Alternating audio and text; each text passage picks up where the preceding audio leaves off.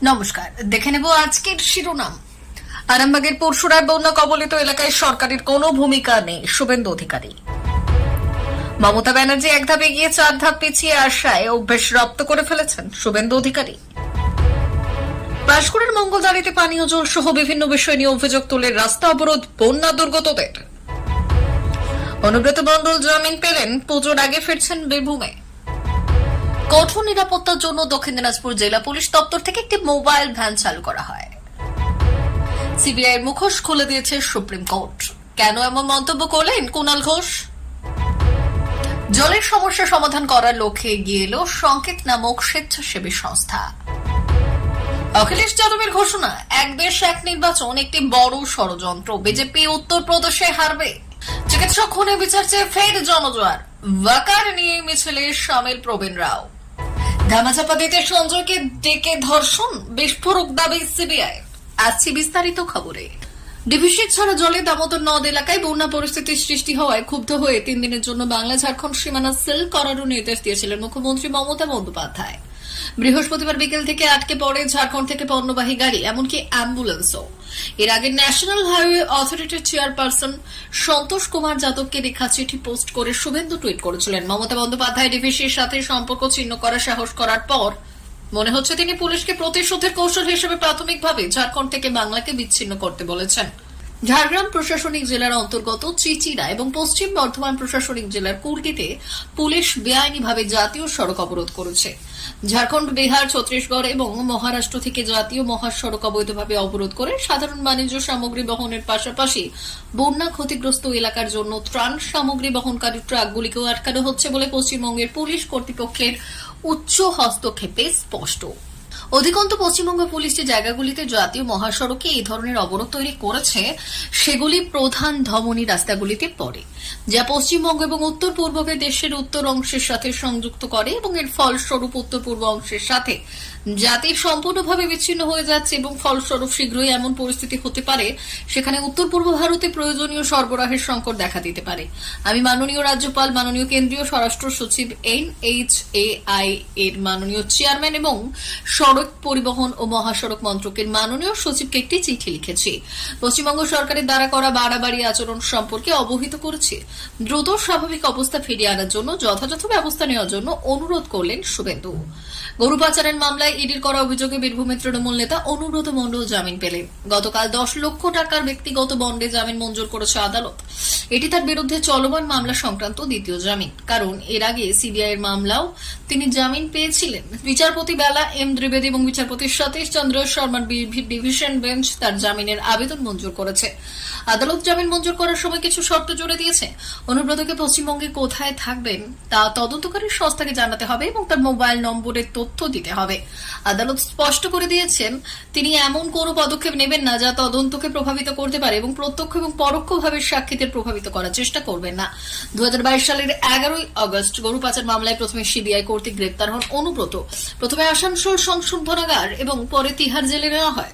ওই বছর নভেম্বর মাসে ইডিও তাকে গ্রেপ্তার করে এবং তার মেয়ে সুকন্যাকেও 2023 সালে একই মামলায় গ্রেফতার করে। তাদের মুখোমুখি বসে জিজ্ঞাসাবাদ করা হয়েছিল। সম্প্রতি সুপ্রিম কোর্ট থেকে সিবিআই মামলায় জামিন পাওয়ার পর এবার ইডির মামলায়ও তিনি জামিন পেলেন, যা তার পরিবার এবং সমর্থকদের জন্য একটি বড় স্বস্তির খবর। সিবিআইকে সুপ্রিম কোর্টের কড়া ভাষায় জবাব দেওয়া নিয়ে সম্প্রতি কুণাল ঘোষ বিস্ফোরক মন্তব্য করেছেন বিজেপির বিরুদ্ধে। ভোট পরবর্তী হিংসা মামলা নিয়ে সিবিআই সিদ্ধান্তের রাজনৈতিক প্রভাব আছে, এমনটা মন্তব্য করেছেন তিনি। উল্লেখিত প্রসঙ্গে কুণাল ঘোষ বললেন, ভোট পরবর্তী হিংসায় 21 মামলা নিয়ে সিবিআই বলতে গেছিল পশ্চিমবঙ্গ থেকে মামলা সব সরিয়ে নিয়ে যাওয়া হোক অন্য রাজ্যে। মহামান্য সুপ্রিম কোর্ট এখনো পর্যন্ত যা বলেছেন তাতে একটি আদালতের অবমাননার সমান। একসঙ্গে এতগুলো পশ্চিমবঙ্গের সব ভোট মানে সেখানে সিবিআই ন্যায় বিচার পাচ্ছে না, এটা হতে পারে না। এই ধরনের কথা যে পশ্চিমবঙ্গের বাইরে নিয়ে যেতে হবে, এটা আদালত অবমাননার সমান। এই কথাগুলো কারা বলছিল বাংলার বাইরে নিয়ে যাব? এগুলো সবকিছু বিজেপি পরিচালনা করছিল। বিজেপি পরিচালিত এই সমস্ত দাবি দেওয়া বিজেপি তার কথাগুলো সিবিআই কে দিয়ে বলাচ্ছে। সেই জায়গা থেকে সুপ্রিম কোর্ট আজ অত্যন্ত কড়া ভাষায় সিবিআই এর মুখের উপর জবাব দিয়েছে।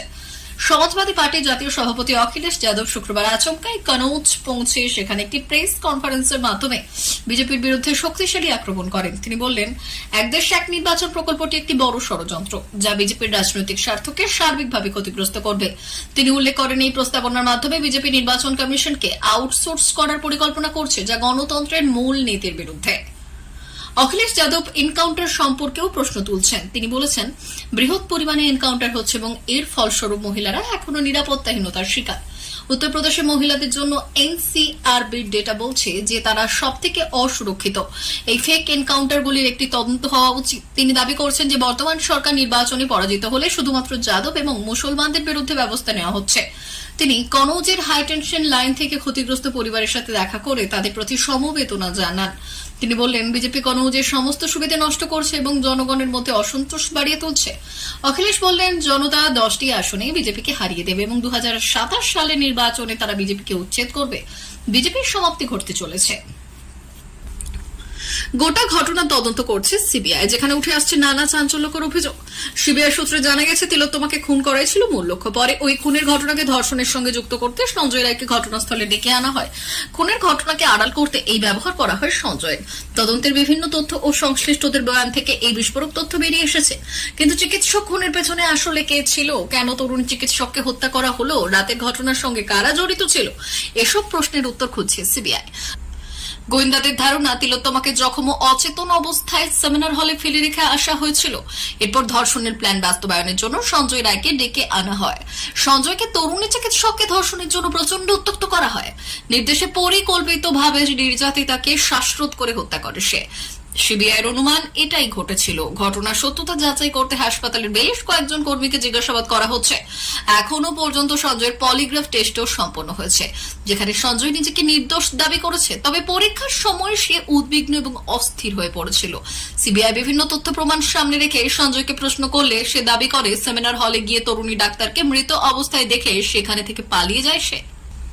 প্রিয় দর্শক, এখনকার মতো খবর এই পর্যন্তই। ধন্যবাদ।